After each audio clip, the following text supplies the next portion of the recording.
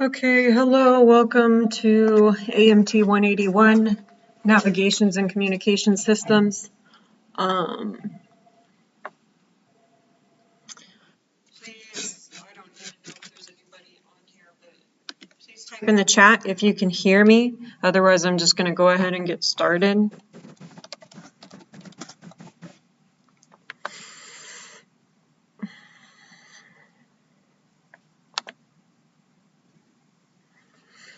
Today, we're going to go through briefly through some antenna positions.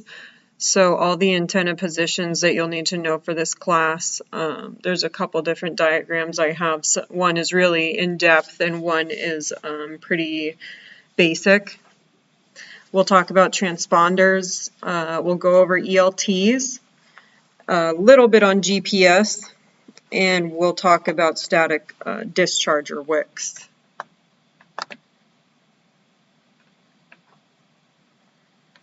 Okay, I also want to make you guys aware that I posted an announcement about some dates in this class. So here under 181, you can view it from your home page, I think. It should also come up under your announcements page. So here I put final exam dates. So today is the 17th. The end of the course is Friday, December 11th. The final exam in this course we will be taking on Tuesday, December 10th. Or I'm sorry, Tuesday, December 8th. It will open on Tuesday, December 8th, and it will close on Friday, December 11th at midnight. Actually, I need to correct that in the announcement. I put the 10th. So just keep that in mind. There will be more details to come with that and what it will be covered in it. I also posted that I will do a review for the final exam on Thursday, December 3rd. That's the Thursday prior to the exam. Also, if you guys didn't know already, we will not be having class on Thursday, Thanksgiving Day, November 26th, which is a week from this Thursday. So that's next Thursday. We don't have class next Thursday. We do have class. We will be having class on Tuesday. If you are in basic electricity, the campus is open. I'm not sure what Mr. Kimball's doing for the lab, but there will be more to come as far as the lecture is concerned. I think I'm going to do like a pre-recorded lecture, but anyway, if you're in 151, just pay attention to the announcements on Canvas. Okay, so no class. That means on Thursday the 26th, on Thanksgiving, we will have no lecture, no quiz, and no lab. So no class, meaning you guys will not be responsible for watching any lecture or attending any lecture or taking any quiz or attending lab, okay? I'm sure that's pretty obvious because it's Thanksgiving, but just so that I let you guys know personally, okay? That's it for the announcements. So I will get started with the slides for today.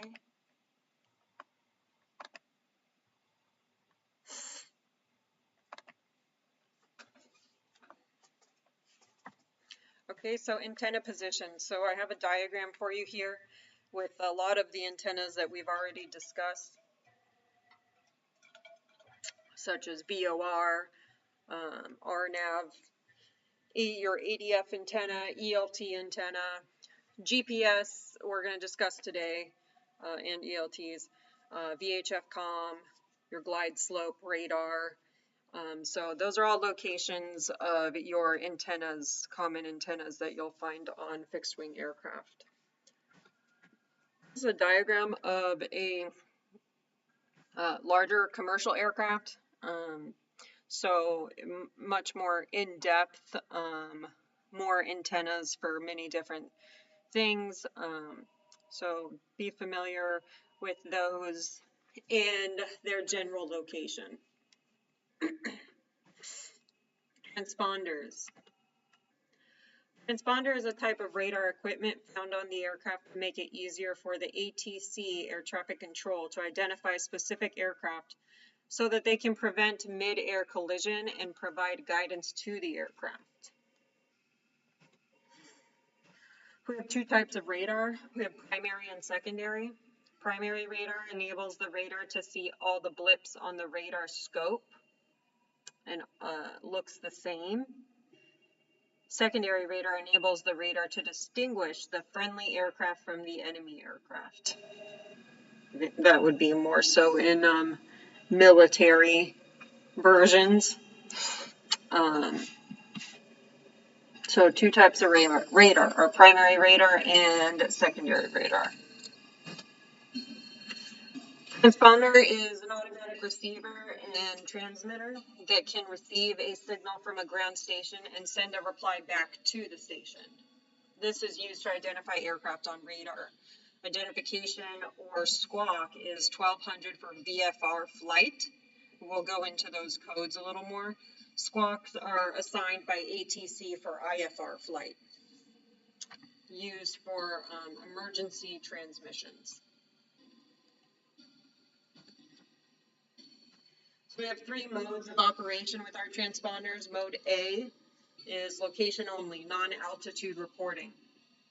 Mode C, location and altitude reporting. And mode S can do mode A and C, also responds to TCAS, Traffic Collision Avoidance System. These are some figures from your textbook of your radar beacon, transponder antennas and transmitters, and also your transponder control head here. I think this one says A is your traditional transponder control head. B is your remote altitude encoder. That's up here. And C, that connects to a transponder to provide ATC with an aircraft's altitude display. Transponders use two frequencies. They can use 1030 megahertz to receive and 1090 megahertz to transmit. The ATC normally assigns one code for the entire flight.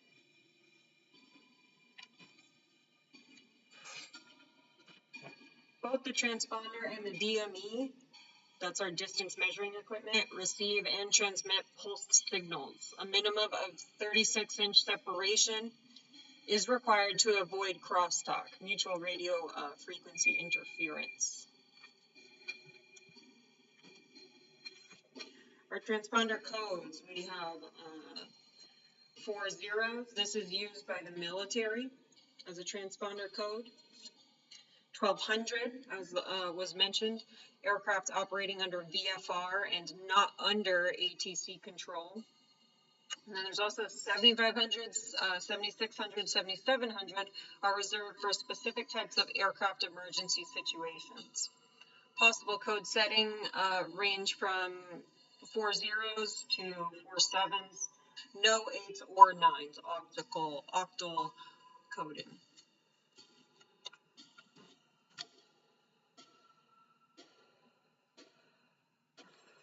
More about transponder modes. Mode 3A is a basic transponder mode that can utilize one of 4,096 different codes. Mode C includes the above capabilities, but adds a coded message giving the aircraft's pressure altitude when an altitude encoder is installed. And Mode S can also communicate with TCAS, the TCAS system. Okay, so there's more information in your textbooks on transponders. That's just a brief description of some of the basic information that you'll need to know for testing. We're going to move on to ELTs, our emergency locator transmitter. ELTs are required on all aircraft to provide a signal on crash landings that will enable search aircraft or ground stations to locate the aircraft. An ELT consists of a dual frequency radio transmitter and battery power supply with a whip antenna. It transmits on international distress signals of 121.5, that's for civilian, and 243.0 is for military. Your ELT is activated by impacts of 5G or more, or activated manually, as you guys saw me demonstrate in our previous lab. It transmits up to 100 miles at receiver altitude of 10,000 feet for 50 continuous hours. Your ELT is going to be located in an area of the aircraft where impact damage will be minimal. So these will usually be the tail cone area or aft top of cabin. ELT testing. So as you guys saw in the lab, there's a 3-switch position, usually called auto, off, and on. In the lab, the ELT I was using had a position that instead of auto used arm. Okay, so you'll see some slight variations of those, but you'll see arm, off, on, auto, on, test. You'll see any variations of those types of labeling. Testing may be done under the following conditions. You must tune your VHF comm receiver to 121.5 megahertz. Now, I think this talks about this more in the slides, but 121.5 is for certain TSO. That's for the 91C TSO of your ELT. Newer ELTs are operating on a newer bandwidth due to heavy radio traffic on these bandwidths that have been around for a long time. Okay, so yes, you are going to tune your receiver to 121.5. Depending on the TSO, that might need to be changed. Only within the first 5 minutes of an hour are you allowed to perform the ELT test, okay? First 5 minutes of any hour, so that can be 12 to 12:05, 1 to 1:05, 6 to 6:05, okay? First 5 minutes of every hour for testing ELTs. Only 3 pulses should be activated. So when you are testing your ELT, you should do your best to only allow 3 tones to be distributed. You don't need to be sitting there letting it go off for 5 minutes. You're going to listen for an audible signal when switched to the on position, which I showed you guys that in lab. ELT servicing, okay, so servicing your ELT. The battery pack must be changed in accordance with the date stamped on the unit. So I think many of us saw that the battery pack on the ELT that we were using as a demonstration in lab was far overdue. So that you're going to see that on every ELT. You'll see a stamped expiration date, and that needs to be followed. The battery pack must also be replaced or recharged when it has been in use for more than 1 cumulative hour, or when 50% of the useful life or charge has expired. Okay, so it's very important that ELTs have working batteries and have batteries that have a successful charge, so that if this ELT is going off for many, many hours, it doesn't stop while there's a search for this plane. Okay, so I'm going to read that again. The battery pack must also be replaced or recharged when it has been in use for more than 1 cumulative hour. So let's say that this ELT was never in a crash, but, we're performing this ELT test for, 30 to 60 seconds at every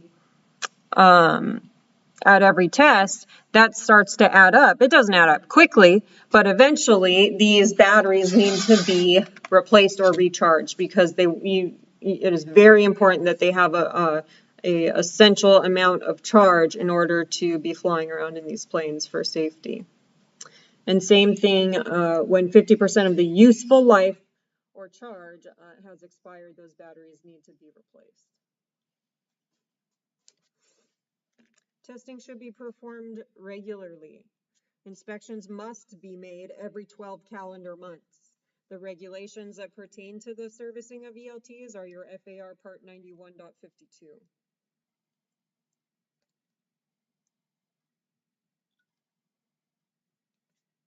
Okay.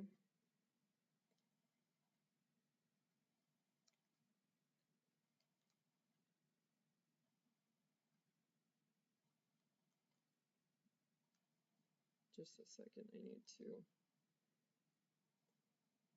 respond to this.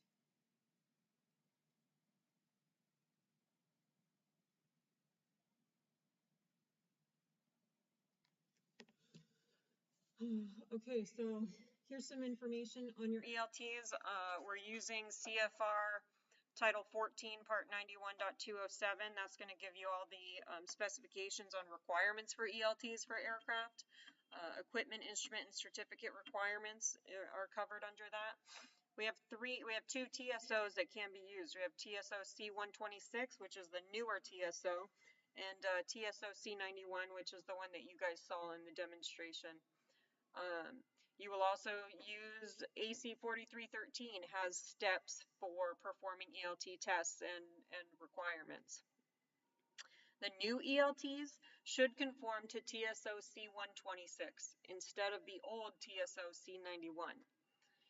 Testing and inspection requirements are covered by the manufacturer's manual and the guidelines in AC 4313-1B. Specific aircraft requirements are covered in CFR Part 91.207. Okay. GPS, a little bit on GPS. GPS utilizes a 24-hour satellite system that is accurate within 100 meters and is unaffected by weather. GPS has three independent segments. We have the space segment, control segment, and user segment. Space segment relating to the satellites, control segment being the ground-based monitoring, and user segment being the aircraft. Database updating and antenna maintenance are the primary concerns to the GPS user. That's all we're going to cover on GPS. All you really need to know is that it's there, where the location of the antenna is, and all we really mess with is the antenna bonded properly, and is the cable connected to the antenna correctly, and is the cable in good shape. Static discharger wick.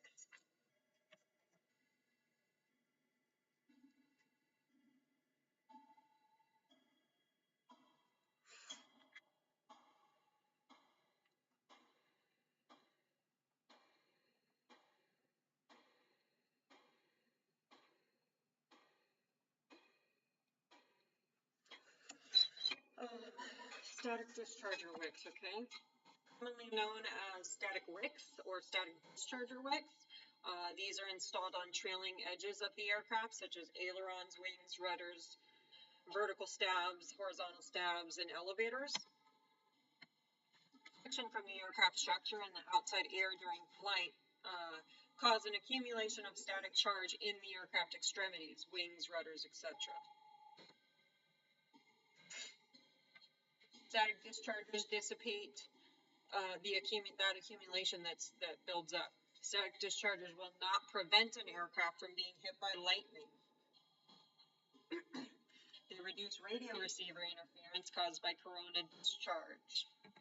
Not coronavirus, but corona discharge. Corona discharge is emitted from an aircraft as a result of precipitation static, also known as P static, and occurs in short pulses, which produce noise at the radio frequency spectrum. Discharge P static accumulated by aircraft in flying conditions. There are three major types of static dischargers that we use. We use flexible, semi-flexible, and null field. So here's a picture of some static dischargers on an aircraft wing. I think we have this yellow one in the shop, so some of you guys may have seen that. We probably have this one too. Flexible dischargers. These flexible dischargers are vinyl covered. They are with silver or carbon impregnated braid, attached by metal screws which require inspection for tightness periodically. At least 1 inch of the inner braid of vinyl covered dischargers should extend beyond the vinyl covering. Semi-flexible dischargers is a metallic braid without impregnated material, which makes it less flexible than flexible static dischargers. It is also attached with metal screws and require periodic check for tightness. No field dischargers, these are riveted and epoxy bonded to the aircraft structure.